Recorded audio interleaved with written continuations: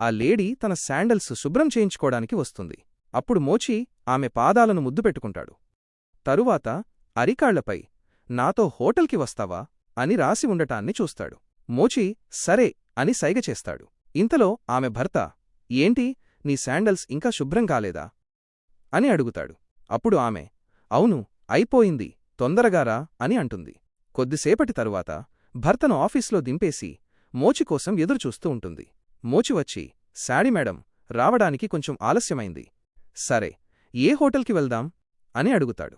అప్పుడు ఆమె ఈరోజు నేను నిన్ను అత్యంత ఖరీదైన హోటల్కి తీసుకెళ్తాను. నేను నీతో సంతోషంగా ఉంటే నిన్ను ధనవంతుణ్ణి చేస్తాను, లేకపోతే నువ్వు ఈ వీధిలోనే పడి ఉంటావు అని అంటుంది.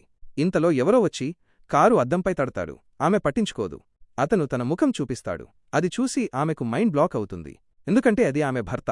ఆమె కారు దిగి మీరు ఆఫీస్కి వెళ్లారు కదా అని అడుగుతుంది. అప్పుడు భర్త నువ్వు ఈ మోచితో ఏం చేస్తున్నావు అని అడుగుతాడు. ఆమె ఏమీ లేదు అని అబద్ధం చెబుతుంది. అతను ఒక్కటి పీకి సిగ్గుండాలి నీకు, నేను 3 నెలలుగా పనిలో బిజీగా ఉన్నాను కాబట్టి నీకు సమయం ఇవ్వలేకపోయాను. నువ్వు ఈ మోచితో మొహం పాడు చేసుకోవడానికి వెళుతున్నావా అని అంటాడు. అసలిదంతా అతనికి ఎలా తెలిసింది? ఇది చూడటానికి ఆగిపో. నన్ను చూసి నువ్వు పట్టించుకోకుంటే నీకు చెడు సమయం వస్తుంది. ఒక్కసారి హర్ హర్ మహాదేవ్ అని కామెంట్ చేసి వీడియోను లైక్ చేసి ఛానల్ను సబ్స్క్రైబ్ చేస్తే నీ ప్రతి కోరిక నెరవేరుతుంది. నిజానికి మోచియే ఇదంతా అతనికి చెప్పాడు.